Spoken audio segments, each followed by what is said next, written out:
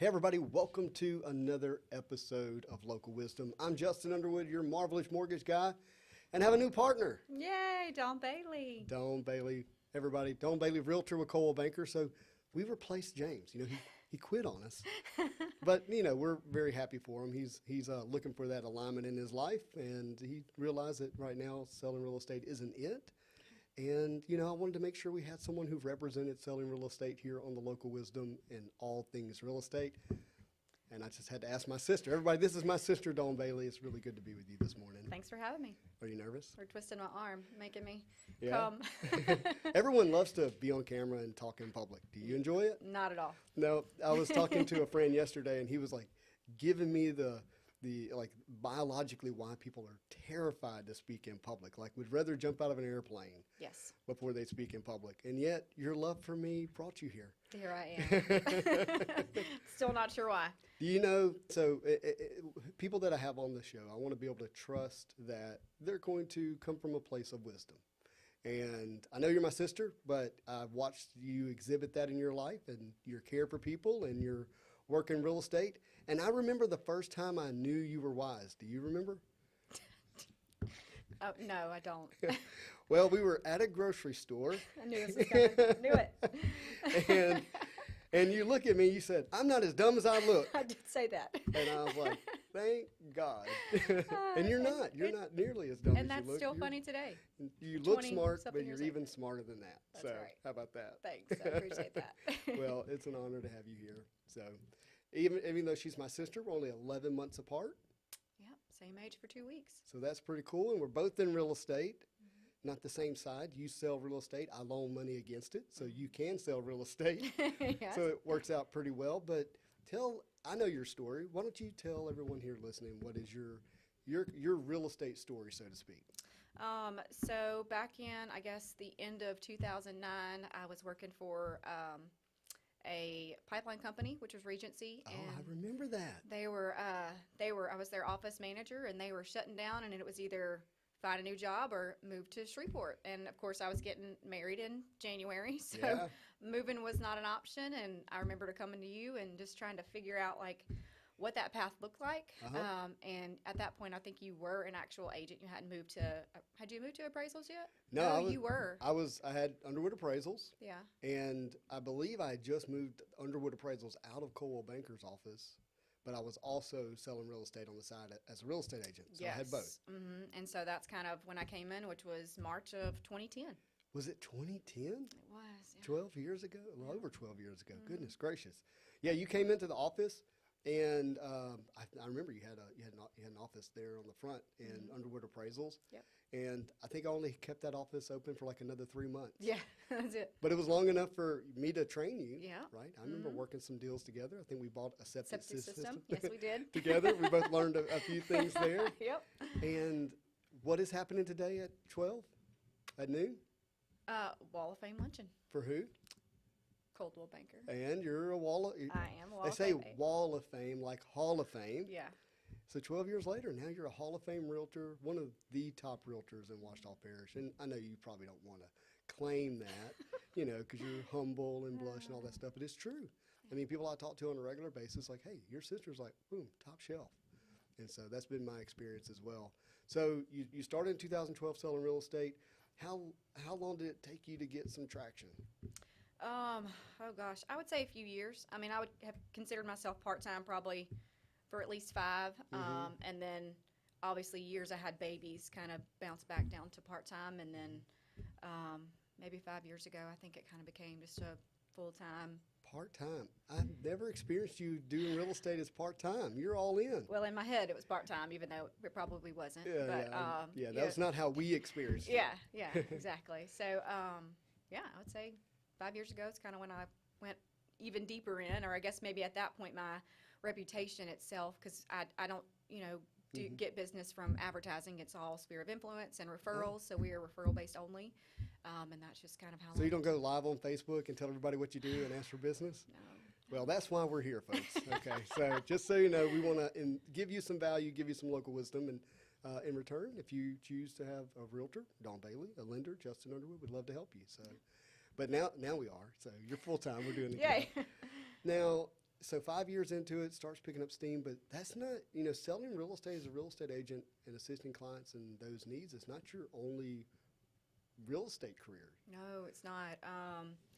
Eddie and I actually bought, I believe it was right before we got married, bought our first two rental properties, two little bitty cheap mobile homes out in Calhoun. And like I said, that was 2010, and here we are in, I don't know, what are we, 2022, and we're Yep. around 75 properties that Holy we smokes, manage and maintenance 75. all in all. That's intense. It's a lot. That's a full-time, that's property management. So you do property management, you own real estate as well, but that's not it, folks. What else? We also do property development. We just finished, or kind of wrapping up, Piney Cove Villa. It's a subdivision, 39 homes. We I think built, or I helped design and sell probably 20 plus in a little over a year and a half during COVID. So thankful for God's perfect timing. Isn't that something? For them to fly off the market, and I am tired. All right, guys, let's recap. Real estate agent, mom of two, property developer, property manager, and Wall of Fame, Hall of Fame realtor in 12 years. Yeah. I think that, Who needs a college degree? I mean, look, no, who does? But that certainly warrants having you here on the show because, we dive into all things real estate in terms of, what people need to know or would like to know before they buy or sell. And you have experience of that on all sides, which is incredible. Yeah. So do you have like a crazy real estate story? Do you have is something that happened that no one would believe it if you told it? Oh, God, I'm sure, but I don't know if I can think of it on the spot. I mean, I found a snake. My clients. Yesterday? Yeah, they got a snake off the top of a pool, tried to throw it at me. I screamed, ran away. It's a grass snake. It's not dangerous, but You still screamed and ran I away? still screamed and ran away and told them. But they put it in a bottle, poked some holes, and took it home for a pet. And they're actually tenants of mine. So I'm like, I don't see that snake. Oh, goodness. I remember one time back when I was a real estate appraiser, I'm moving through a house in Indian Lakes. It's got bushes and stuff, and you have a clipboard, right? And I normally would push the clipboard through the bushes as I'm pulling the tape, like this. And something just told me to stop. And spider sense, And I paused, and I just moved this limb out of the way, and there she was, a beautiful black widow, just sitting there. And I'm thinking, how many times have I pushed through a bush, and there's who knows what's in there, snakes and spiders and stuff like that when you're measuring a house. But I definitely come across some snakes, but they don't bother me that much. But that black I widow. had pet snakes back in the day, so I don't know why I don't like them now. But You had pet snakes? I had I think it was a ball python. I don't know. I watched it eat rats. Wait a minute. Hold on. So back up a little bit. I've known you all your life. And I didn't know you had a pet. When did you have a pet snake? Like 2007. Oh, so you're an adult at this time. I was an adult, yeah. This feels like a short-lived thing. It was like a year, and it wasn't really mine. It was my boyfriend's snake. But I mean, I fed it, Oh, watched it, but I wasn't like loving on it and stuff. okay, yeah. Yeah. No, I mean, I'd Stick with mine. rather not have. We have a rabbit, so we can't have snakes. Yeah, that'd be That's bad. that's not an option. Well, so now you have a team. So you're not only Dawn Bailey, you have Bailey Brown, Bailey Brown team, Brooke Brown. So tell me what it's like to run a team in real estate. Well, I don't know that we're the traditional team or how much running I do, but obviously with the season pre-COVID had picked up for me, I knew that the subdivision was coming. So with the growth of the rentals and the subdivision coming, I knew that I needed help to kind of behind the scenes manage the business that I had started to get. And so I'd done work with Brooke. Like we had both had tragedies in our life and stepped in for each other. And I liked, ethics, admit when you're wrong, stay on top of stuff, answer phone calls. Like those things were important to me. And I felt like she kind of encompassed that. So I brought her in, and she's done a ton of stuff. Like you may not see her face a bunch, but she does a lot of my paperwork for me, and I'm not a very good delegator. So she kind of has to snatch that from me at times, and I'm kind of a control freak, Yeah. perfectionist when it comes to that. But it works. And Have you gotten better at being a control freak? no, I haven't. Ask Brooke. It's still the same. Wait, no. She just takes stuff from me. she just Yeah. owns it. Yeah, she just owns it. So you said four things. You said someone who has ethics. Yes. You said someone who admits when they're wrong. What were the other two? Answer phone calls and just stay on top of stuff. So admits when they're wrong. I find that interesting. why did you single that out as something? Because I feel like there are times when agents, we make mistakes. Life gets busy, the contract gets a little hectic, or you forget something and you didn't take care of it. And for me, I want to own my mistake. Like, look, I'm sorry, I didn't do this. Let me get right on top of it and make it right. That's important to me because I feel like there have been instances where the truth wasn't given, and we have to live with the consequences. So own your mistake, fix it, make it right, whatever that looks like, and get to the end. So that sounds like integrity. When you say, admit when you're wrong. It's like, hey, you need to honor your word, and you didn't do what you were expected to do or should do or you said you were going to do, and it's time to come clean and clean up the mess. Yep. So you have someone that has integrity on your team, and that's really special because I have a sincere belief that when you have someone who's in integrity in a relationship, the relationship works. It performs. Yeah. Right? And so you guys have performed as one of the top teams in Coldwell Banker on a regular basis. I see that, number one. Top team last year for 2021. For the whole year? For a whole year. Wow. That is awesome. So last year, let's get to 2020. You're in the middle of building a subdivision, at least one, maybe another. I don't know. At least one. Okay. That's enough, huh? Yeah. Well, everybody, I live in the subdivision that my sister built. So. Oh, I forgot about that one. Yeah. Yes. Okay. Yeah. Too. So this is the second one. And, coming into 2020, the market, people don't remember, 2018 wasn't great for interest rates. Rates were in the mid-fives there for a while. If you had built a spec house that was 275 to 350, like, it was not selling. Yeah. Do you remember that? Yep, 6 months on the market, 4 to 6, yeah. Yeah, and there was this price competition for those high-end spec homes, right? I got caught in the middle of that, by the way. Yeah, you did. So then coming into 2020, you guys are still in the construction phase of the subdivision, so you're not enjoying the benefits of it being completed, right?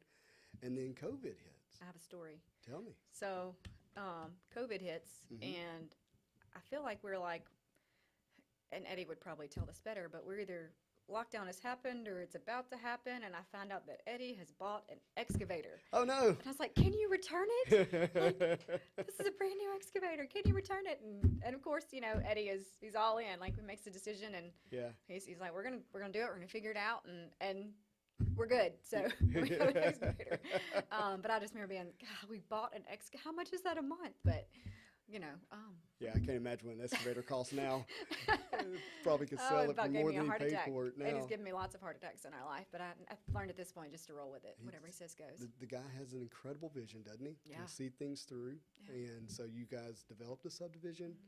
And what a need that our community had for this size home, right? Because these homes are what? Give me a description of the houses. They're 13 to 1,600 heated square feet. Just kind of in that 215 to 270-ish price point is where they were. Yeah. Nice fenced-in backyards. Brand new. Brand new. In a great. And pretty. Yeah, and pretty. In a great area, great location, great access. And so the market just had a real need for it. And you guys couldn't build them fast enough, to be honest with you. What's crazy is I would say probably, going on a limb, maybe 70% are in the healthcare.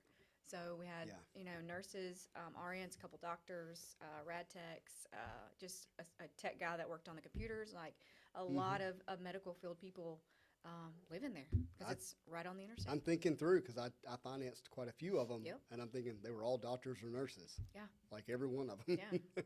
Yep. So just insane how you met, and what a need for that segment of the community, right? Because they were working a lot. Yeah. They needed a home they could come in and just relax in and not worry that things were not good or wrong or not working, and that was provided. So that's 2020. You finished 2020, 2021 building subdivision. Give us a status of where that's at right now. We're closing on the last spec house that we're doing next week. We had sold off 9 lots to another builder and kind of gave them 3 buyers going into that. Yeah. I think they have decided to resell the remaining lots they have, and they're going to do some stuff in Ruston. So there are some lots available in Piney Cove. We're not building just because we kind of stepped back. We're building outside of the subdivision where there's a little less pressure to meet timelines and stuff. Nobody knows where they're at right now. Yeah. I'm building them. We do still own 7 lots at the back. don't have a firm plan on what those are going to be yet, Yeah. or when we're going to do that. But yeah, we're closing next week on the last one. Two doctors. Oh, that is awesome. Yep. Yep. In the medical field, just Yep. like you said. So, Uh-huh. so that, I mean, look, outside of just navigating the market, which has been abnormal, let's say, Yeah. 2020, 2021, now immediately here in August, boom, we feel this real shift. Put some language of what you're feeling or seeing right now in the marketplace. It kind of feels like normal. You know, I keep telling my clients that I feel like we're seeing a lot of sticker shock. You know, but pre-COVID, I mean, I can remember people being, like you said, at 4.875 and 5.2.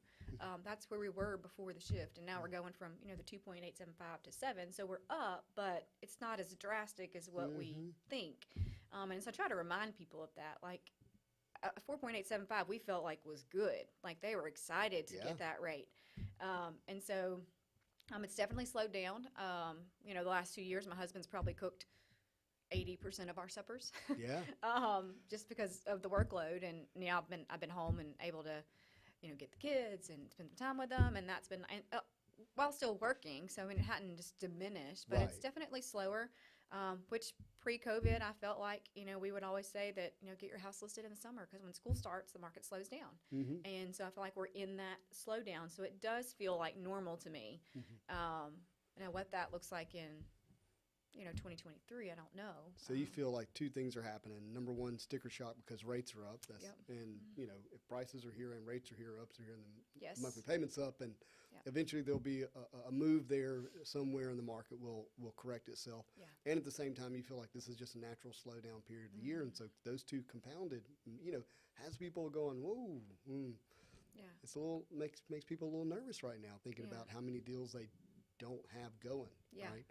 Or how many listings are not listed. Yeah.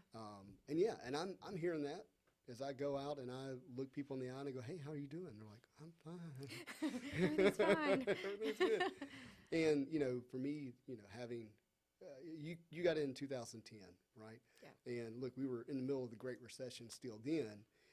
But I got in April of 2007 and then just literally rode real estate to the depth of its bottom, you know, by the end of 2008. And my encouragement continues to be, if you learn how to survive through these types of times, it really sets you up for those much better times. And you kind of, in your story, described that. Like you dealt with whatever was going on from 2010 to 2020, right?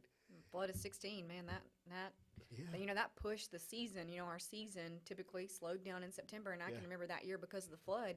Like we were slammed, and it took us, I mean, on into the end of the next year to see that trend Right.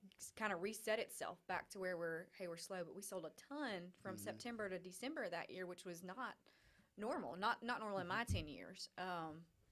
Maybe that's normal for other people, but it wasn't for me. Right. So, But I mean, you kept the faith, kept the Yeah. vision, stayed in it, stayed strong, and then got to enjoy. You know, Yeah. when you have a dip and you ride it out, you know, it has a chance of going back up. I'm not right. trying to predict the future or anything like that. I will say that the things that are obvious to me is that there's not enough houses. And people will need houses. They still need houses. They've just got to adjust their, Yeah, I price guess, point. expectation Yeah, yeah. of what they're going to get. I mean, there's trillions of dollars in equity in homes right now. There's rooms for things to move the way they need to move to correct the things they need to correct. And you know, the rates. You know, if the Feds do the right thing, I don't know. I'm not trying to be an economist, but their hope is that it slows down inflation, and when that does happen, we'll see where rates level off at that point in time and when that might happen. So I know we're starting to feel some of it now. We had a little bit improvement in rates yesterday, thankfully. Yay! I haven't seen what they're doing this morning, but you know, maybe we'll get a little bit of relief here for a little while. Well, now that James is not here and you're here, you brought our top 5 sales of Northeast Louisiana from last week. I did. Oh, that's awesome. So I haven't told you, we start at number 5 and we go down to 1. Maybe you've seen it. I did see it, but I did not think about that. Flip these over upside down here. Yeah, so let's start with number 5. So number 5 is in Monroe. This one is 1806 Park Avenue. Yeah. It was listed. So do I tell them what it was originally listed Yeah, for? absolutely. Okay. That's so good. originally listed at $475. It was reduced to $415, and then it's sold for $385. Angela Juno, right? By Angela Juno, yep. And it was on the market for 203 days. And I had wanted to kind of call and see kind of the story behind this, but I didn't have a chance because I forgot about our little talk. That's all right. It has a pool, if I remember correctly. Yep. It's nice. It was it needed some updating to it, but it was it's 3,600 square feet. So it's a great house. Yeah. In a great area. Like I love this area. Good for running. Yeah, streets, no, so. great house, great area. It's got that good old North Monroe Park Avenue white brick, you know, paint vibe to it. So, good job. And who was our listing agent? That was Catherine Joyce. Catherine Joyce, welcome to Foster. the top 5. Yep. Okay, number 4 is going to be in Frenchman's Bend. So 1208 Frenchman's Bend Road. It was listed at $445, and I think it sold at $445. Yep, sold at $445, and this was a cash deal. Cash deal. Who was our listing agent? Listing agent was Shane Wooten and Jerry Jan, and it was sold by Lisa Govan. I love oh her. Man, Lisa's killing it. I love her. Yeah, good job, Shane and Jerry Gill. Yep, and this is a 3,000 square foot house, and it was nice. How many days on the market? On the market, 42 days. So quick. Yeah, it probably went under contract quickly after being listed. Yeah, it closed September 29th. Can you imagine having enough cash to buy almost a $500,000 house? I'm gonna need Eddie Bailey to step up his game. Or myself one, I don't know. Yeah, there you go. So next one's gonna be in Ruston. We have 446 Savannah Trace Drive. This was another cash sale. Man. So it was listed at $490, reduced to $467.5, and sold for $450. It was only on the market 70 days, so they obviously realized kind of, hey, we're too high, bumped it back, and then accepted a contract. And it was a nice house. It was on 2.42 acres, 147 a square foot. It's a great little street. Tell us, it's got that Ruston vibe with them trees and stuff. Yeah, it's 3,000 square feet. It was pretty updated inside. Wood floors, granite. It had a really nice back patio. Yeah. Very, very nice. Who was our agents? Agents were Turner Brash, listed and sold it. Turner, man, good job, Turner Brazier. Oh, Brazier, I can't read. I'm sorry. That's okay. Excuse me. Forgive me. We got TB's name correct. All right, this is number 2. Yep. You going the right direction? Nope, I am now. That's all right. Okay. Number 2 is in West Monroe, and Brooke and I actually looked at this house, and it's really nice. Okay. This is 200 Chadwick Drive, and Barbara Thomas had it listed. This one was originally listed at $695, reduced to $525, and I think it sold for $500,000. Barbara Thomas crossed the river? She's so good. I love her. She's so sweet. Yeah, she's precious. Sold for $100 a square foot. This seller, I know for a fact, had went in and kind of painted everything neutral. Interesting thing about this house is that it had a I don't know if you've seen it online, but that theater room. So it actually has like the carpet and the drapes with like the gold fringe. Like it was like very a true theater. Vintage. I mean, vintage theater seats. Like you want some popcorn and some butter and a drink. So the only thing you can do in there is watch movies. That's it. It was just a theater room. Fun fact about Chadwick Drive. When I was in 4th to 5th grade, we lived on Cypress Street. I had a friend that lived across the street from Chadwick, and we would walk to his house. But this neighborhood is the one we would walk in. And I remember just dreaming about what it would be like to live on Chadwick Drive in these beautiful houses and these hills. It was pretty incredible. You'd have been in heaven if you saw this theater room. It was really cool. Donna Minter is the agent who sold this one on the market 211 days, which is a long time, but it was an expensive house, kind of a unique layout for the land, and it was large. So, I mean, you needed a family that needed a house that big. Yeah. So very cool. All right, on to number 1. Number 1. There we go. Yeah. This is 191 Strickland Road in West Monroe. Now, this house was 4,200 square feet, 7 acres. It's like less than 15 years old, isn't it? Yeah, it was built, I just saw that, 2002. Yeah. Yeah. That's not 15. That's 2002 is 20 years. okay. You said less than 15. I thought it was. $160 a square foot. It was listed by Chelsea Ross and Dustin Jones. Oh, So good job, I Chelsea. love them. Yeah, and Miss it's TikTok sold. herself. Yeah, Austin Little is who sold it. So it was listed at $680 and sold at $675. So Wow. hung close to list price. I tell you what, Strickland is a great little street in West Monroe. No idea where it's at. It's off Harrell Road. I should know where that's You at. know where, is it Deer Creek? Yeah, on the left. Yeah, it's right before it on the left. Oh, okay. It's a Yeah. little dead end Little road. bitty tiny. Yeah, great little street, man. Big lots over there. I like those houses. Yeah. It is. So Well, congratulations, Chelsea and Dustin and Dawn. Great job. First episode. yay! Are we done yet? Local wisdom. Yeah, we're wrapping this up. Everybody, thank you for watching this edition of Local Wisdom. I'm Justin Underwood. This is Dawn Bailey, my sister Thank you so much. and realtor extraordinaire. We'll be back next week. Got a special guest and looking forward to seeing you all. But as always, I hope you have a marvelous day.